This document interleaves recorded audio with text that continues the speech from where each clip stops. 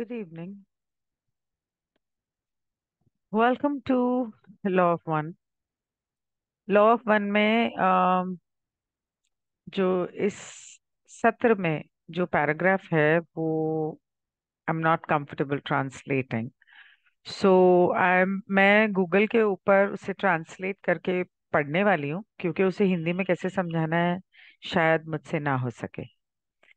तो आगे वो कहती है कि जहाँ तक ऊर्जा के शरीर का ताल्लुक है, हमारी एनर्जी बॉडी का ताल्लुक है, मुझे अपने भीतर शांति पाने और गेम बोर्ड पर खेलने में शांत आत्मविश्वास की भावना पाने में मदद करने के संदर्भ में मनोविज्ञान की कोई भी प्रणाली ऊर्जा शरीर पर परिसंघ सामग्री जितनी मददगार नहीं लगी। ऐसा इसलिए हो सकता है क्योंकि परिसंघ की संस्थाओं ने अपनी व्याख्या में पवित्र को शामिल किया है।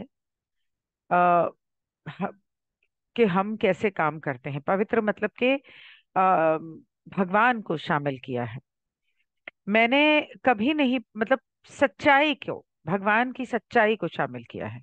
मैंने कभी नहीं पाया कि धर्म की कोई भी प्रणाली किसी तार्किक दिमाग वाले व्यक्ति द्वारा परिसंघ सामग्री जितनी आसानी से प्राप्त की जा सकती है।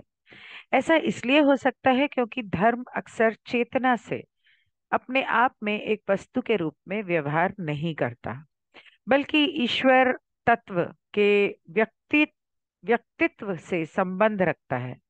दूसरी ओर परिसंघ सामग्री उन ऊर्जा व्ययों का वर्णन करती है जो बौद्धिक रूप से संतोषजनक तरीके से हमारे दैनिक अनुभवों को नियंत्रित करते हैं।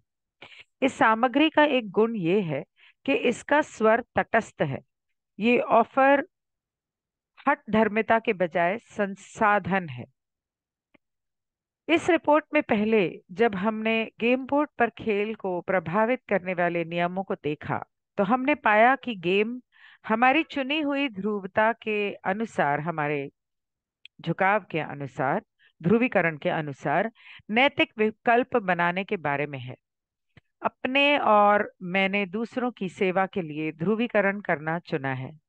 हम दोनों दयालु विकल्प चुनने, प्यार भरे शब्दों की पेशकश करने और अपनी दुनिया और जिन लोगों को हम जानते हैं उनके साथ व्यवहार करने के विचारशील और उदार तरीके बनाने की दिशा में ध्रुवीकरण पर काम कर रहे हैं।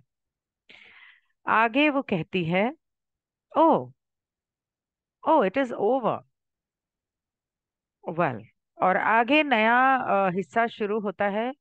माइंड कॉन्शियसनेस एंड परसेप्शन, मतलब कि दिमाग, चेतना और उसकी समझ। तो ये भी मैं यहाँ पर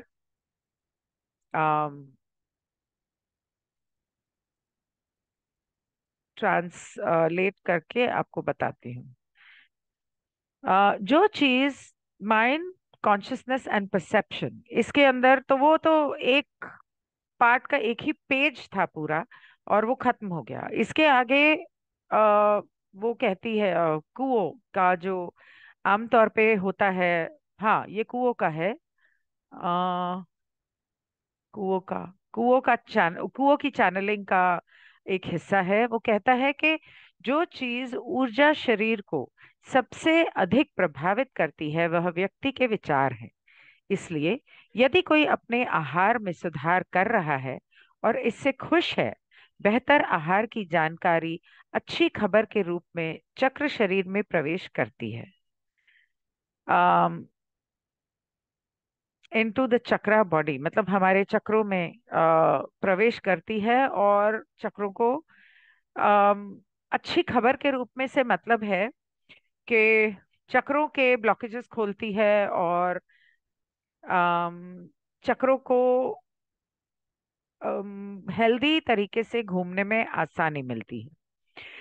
दूसरी ओर यदि कोई शख्स किसी बीमारी के लिए निर्धारित आहार व्यवस्था का पालन कर रहा है, लेकिन वह इंसान इस व्यवस्था से नाखुश है और प्रतिबंधित महसूस करता है, तो चक्र शरीर को दी जाने वाली जानकारी काफी अलग हो सकती है। मतलब कि आपकी भावनाओं के हिसाब से आपके चक्र, ये कल ही जब चक्र का कोर्स चल रहा था, तो कल ही मैंने उसमें बताया था कि ये एक विशियस सर्कल है। आपकी भावना जैसी होगी वैसे आपके चक्र होंगे, क्योंकि आपके चक्र जो होते हैं वो शरीर के अंदर नहीं होते, शरीर के आसपास होते हैं। तो आपकी भावना जैसी होगी वैसे चक्र होंगे, और जैसे चक्र होंगे वैसे आपके शरीर में शारीरिक परेशानियां और बढ़ती जाएंगी। तो अगर आपकी सोच, दो लोग हैं, एक दोनों डाइट कर रहे हैं अपनी तबीयत को सुधारने के लिए, एक को वो डाइट करते हुए खुशी हो रही है, तो उसके चक्र जो हैं अ, खुलेंगे, ठीक से काम करेंगे, और उनकी ऊर्जा, शरीर की कंपनता और वाइब्रेशन वो बढ़ेगी। दूसरे की दूसरा भी वही इंसान वही डाइट कर रहा है, लेकिन रो पिट के कर रहा है, जैसे मैं 1 महीने से 2 महीने से कर रही थी, रो पिट के कर रही थी। तो चक्रों को उसकी मदद मिलेगी, लेकिन उस हद तक नहीं जितनी इसको मिलेगी, पूरी तरह से नहीं मिल सकेगी। आ, सोच के हिसाब से ही फर्क पड़ेगा। यह एक नकारात्मक बात लगेगी चक्र शरीर के लिए, बजाय एक सकारात्मक बात के। मतलब कि आपकी नेगेटिव सोच आपके चक्रों को नेगेटिव मैसेज भेजेगी, पॉजिटिव नहीं। क्योंकि चक्र जो होते हैं शरीर के, डॉक्टर की बात नहीं सुन रहा है वो। चक्र जो है वो डॉक्टर की बात नहीं सुन रहे हैं, न ही ये सुन रहे हैं कि ऐसे विचार जिनमें चाहिए शब्द शामिल है। ये केवल भावनाओं को सुनता है। आप कुछ भी सोचते रहो कि मुझे ये चाहिए, वो चाहिए, मैं इसलिए ये कर रहा हूँ, ये कर रही हूँ, चक्रों को वो सब भाषा समझ में नहीं आती है। आप मुंह से जो मर्जी बोलते रहो, उनको समझ में आती है आपकी भावना, आप महसूस क्या करते हो। अगर आप खुश रहते हो तो आप ईश्वर को अपने अंदर मैनिफेस्ट करते हो। क्या बोलते हैं उसको, ईश्वर को अपने अंदर जगाते हो, उनका साक्षात्कार करते हो। अगर आप दुखी रहते हो तो ईश्वर तो कहीं कोसों दूर रहेगा, वो तो ना आता पास में। वो आपकी रक्षा कर सकता है, लेकिन उसे ये अच्छा नहीं लगेगा, क्योंकि आप उसको कैसा अनुभव दे रहे हो।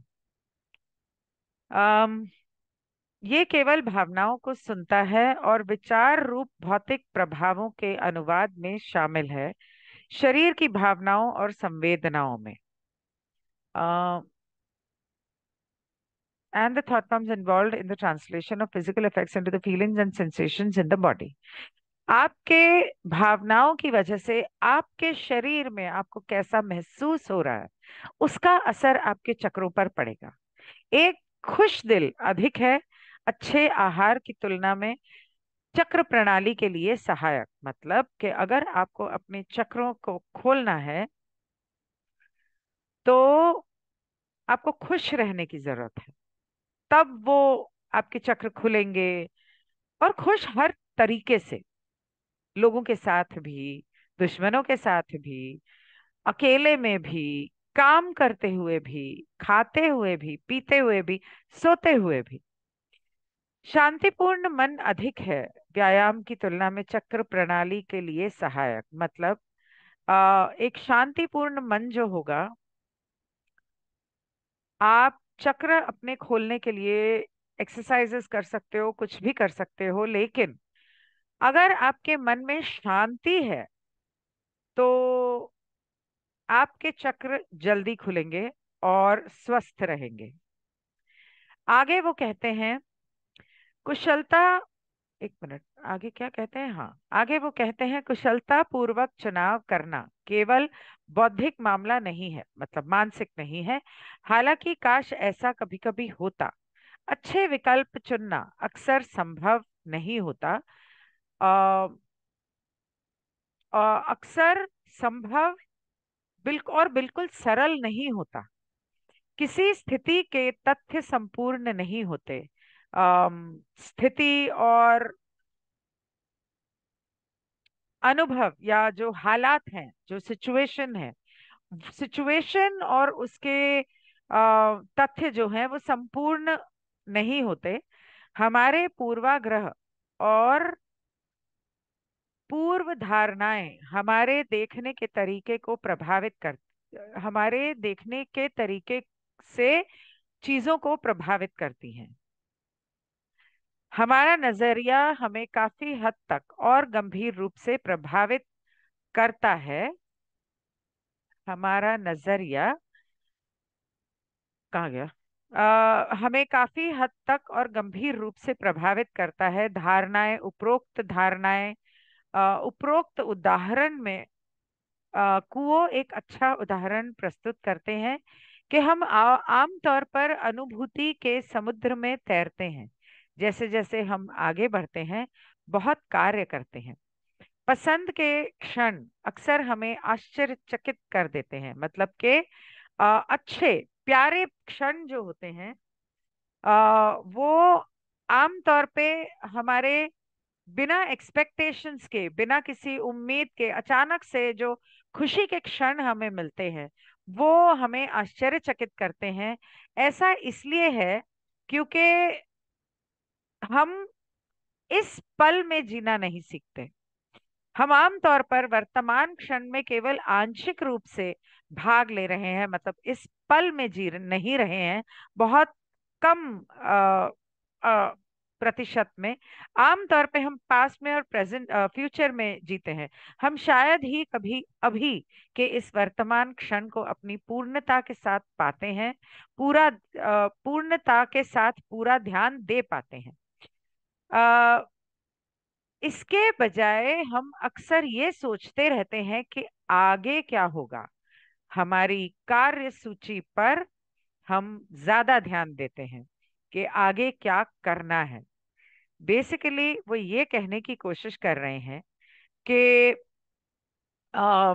आप हमेशा आगे के बारे में सोचते हो, पीछे के बारे में सोचते हो, इस क्षण को पूरी तरह से खुशी और शांति से नहीं जीते हो। अगर आप इन द नाउ में जीना सीख लो, तो आपके चक्र ज्यादा एक्टिव होंगे, आपके चक्र ज्यादा हेल्दी होंगे, जिसकी वजह से आपका शरीर जो है वो ज्यादा स्वस्थ होगा। तो इस पल में पूरी तरह से जीने की जरूरत है हमें। अम, आगे। अच्छा, ये पूरा पेज करके उसके बाद मैं खत्म करती हूँ। I just, oh, why is it coming like that? Okay, 1 second. Um, 1 sec. आगे वो कहती है कि हम सुनहरी यादों पर मुस्कुराते हुए समय बिताते हैं, और अक्सर हम मेमोरी लेन के यादों पुरानी यादों के दुखद हिस्सों पर चलने में अधिक समय बिताते हैं। पास्ट में जीते हैं या फ्यूचर में जीते हैं, पछतावे और दूसरे विचारों पर अपनी ऊर्जा बर्बाद करते हैं, जो हमें सॉरी गेम बोर्ड पर खेलने से विचलित करते हैं।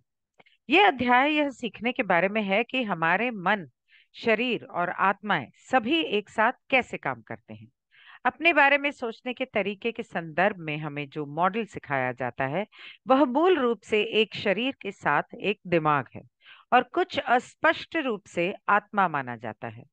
हमारी संस्कृति और हमारे शिक्षक मानते हैं कि हम में से प्रत्येक का दिमाग एक ही है। हमें सिखाया जाता है कि कुछ लोगों का दिमाग बड़ा है, कुछ लोगों का दिमाग छोटा है, कुछ लोग कलात्मक होते हैं और इसलिए उनका दाएं दिमाग वाले होते हैं, और कुछ लोग तार्किक और तर्क संगत होते हैं, इसलिए वो बाएं दिमाग वाले होते हैं।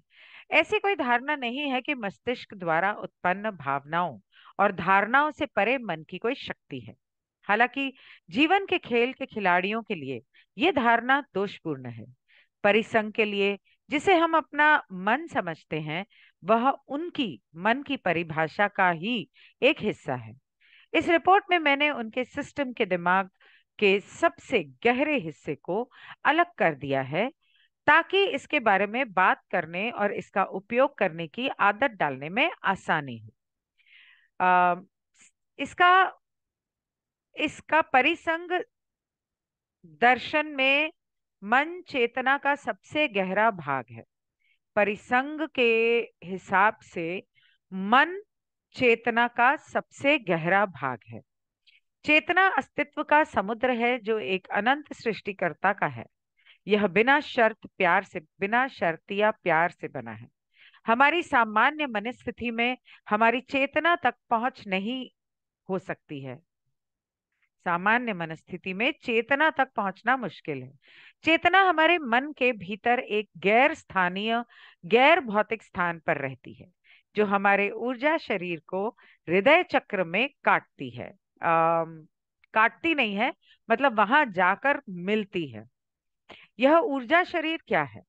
परिसंग सामग्री से पता चलता है कि ऊर्जा शरीर वह है जो हमारे भौतिक शरीर को हमारी शाश्वत आत्माओं और आत्माओं से जोड़ता है। यह ऊर्जा शरीर हमारे भौतिक शरीर में व्याप्त है और हमारे जीवन काल के दौरान इससे अभी अविभाज्य है, मतलब अलग नहीं किया जा सकता।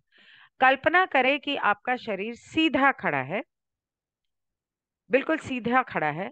आपकी रीढ़ की हड्डी को देखें अपने कल्पना में, और रीढ़ की हड्डी के उस जुड़ी हुई श्रृंखला, ये जो स्पाइन के सारे डिस्क्स हैं, के ऊपर वो जो पूरी लाइन है उसके ऊपर एक और शरीर रखें। एक प्रकार की ऊर्जा का पाइपलाइन, एक पाइप। ये पाइपलाइन ऊर्जा का शरीर है। इसमें परिसंघ द्वारा प्रस्तावित प्रणाली में 7 जुड़े हुए चक्र या ऊर्जा केंद्र शामिल हैं। चक्रों की यह थोड़ी अंडे की आकार की ऊर्जा ट्यूब रीढ़ की हड्डी के आधार से सिरे तक चलती है।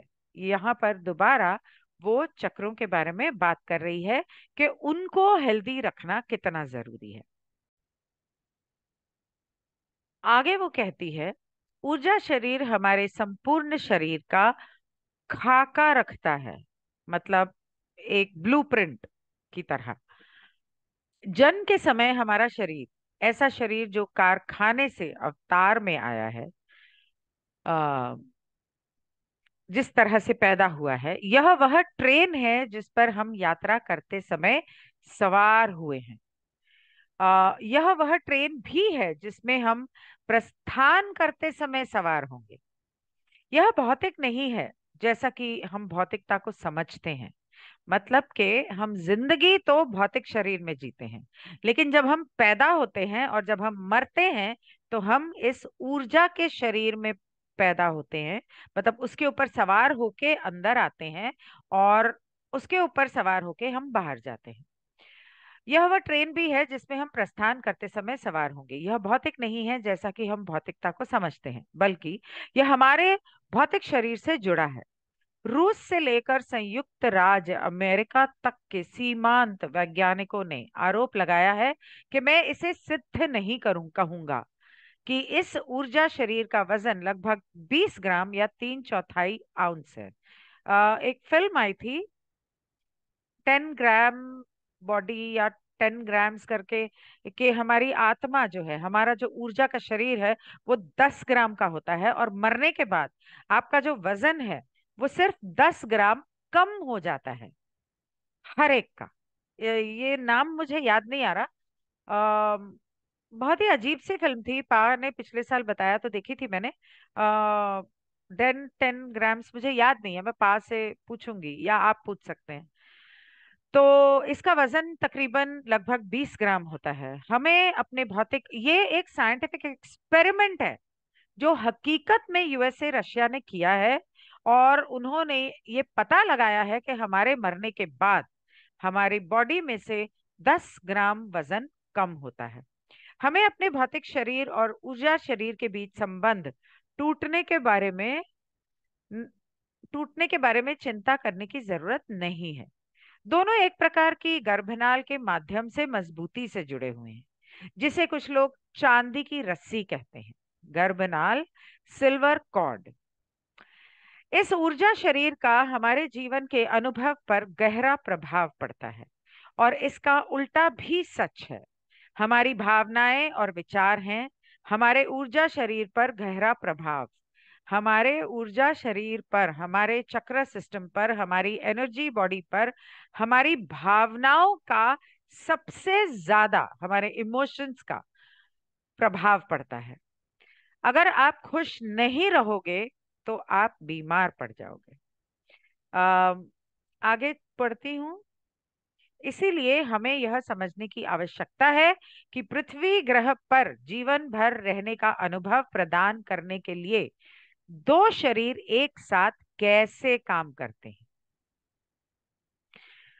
तो ये था माइंड, एक मिनट, क्या नाम था इसका? Mind, mind consciousness and perception.